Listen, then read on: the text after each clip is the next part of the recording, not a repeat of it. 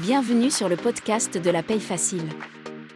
Je suis la narratrice et je suis heureuse de vous présenter les conseils d'Anthony Rocca. Vous pouvez retrouver l'ensemble des conseils à l'adresse la-paye-facile.com. Vous pouvez aussi vous inscrire à la newsletter. La newsletter par mail vous offre tous les jours des conseils et des offres promotionnelles. Sans plus tarder, voici le sujet du jour. Délai de réponse après un entretien d'embauche. La question que vous vous posez, quel est le délai de réponse après un entretien d'embauche? Combien de temps attendre pour avoir une réponse après un entretien d'embauche? Vous avez déposé un CV dans une entreprise et avez été invité à passer un entretien d'embauche. Tout s'est bien passé parce que vous avez bien préparé votre entretien d'embauche. Maintenant, vous attendez avec impatience la réponse. Mais, voilà, depuis une semaine que votre entretien d'embauche s'est terminé, vous n'avez obtenu aucune réponse positive ou négative. Quel est le délai de réponse après un entretien d'embauche? Sachez qu'uniquement les dossiers et CV intéressants sont retenus pour passer un entretien d'embauche. C'est plutôt positif, mais pas encore concluant.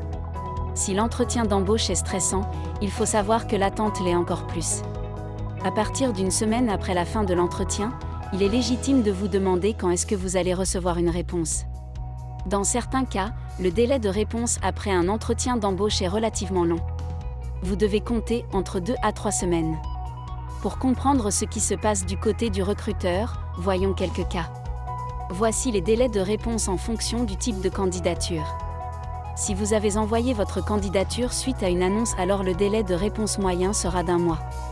Si votre candidature est spontanée et que vous avez été invité à un entretien d'embauche, dans ce cas, le délai de réponse après cet entretien sera relativement long. Dans certains cas, les entreprises recherchent un remplaçant pour une personne qui va quitter son emploi. Dans ce cas, le délai de réponse après un entretien peut être de quelques jours. Ces délais varient en fonction de la politique RH de l'entreprise, du nombre de candidats avec un bon profil ou de la disponibilité des recruteurs. Conseils pour bien gérer le délai d'attente. Le principe est le suivant, vous ne devez pas vous contenter d'un seul entretien. La meilleure solution est de déposer des CV et d'accepter les entretiens d'embauche dans plusieurs entreprises. Cela vous évitera de perdre du temps pour un recrutement incertain. Dites-vous qu'il serait dommage d'attendre un retour d'une seule entreprise qui finalement ne retiendra pas votre candidature. Comment savoir que votre entretien d'embauche s'est bien passé? Vous aimeriez savoir si lors de l'entretien d'embauche, vous avez fait bonne figure devant le recruteur? Voici quelques signes qui peuvent donner des indications de réussite. L'entretien dure plus longtemps que prévu. Votre rapport avec le recruteur était positif et les échanges chaleureux. Le langage corporel du recruteur était positif. Le recruteur vous donne ses coordonnées directes. Voyons chaque point. L'entretien a duré longtemps. Si le recruteur a beaucoup de candidatures, il ne peut pas passer 1 heure avec chaque candidat. S'il vous donne le maximum de son temps, c'est qu'il est intéressé par votre profil.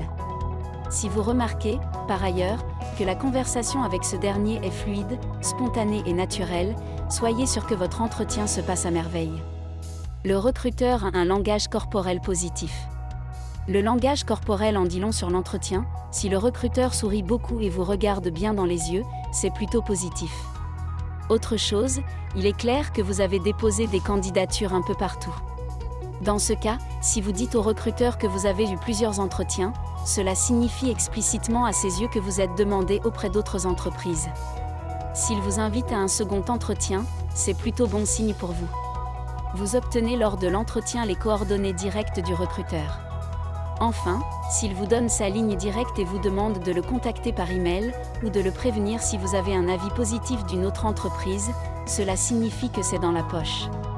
Pour recevoir tous les jours des conseils et des offres promotionnelles pour réussir à devenir gestionnaire de paye, abonnez-vous à la newsletter d'Anthony Rocca.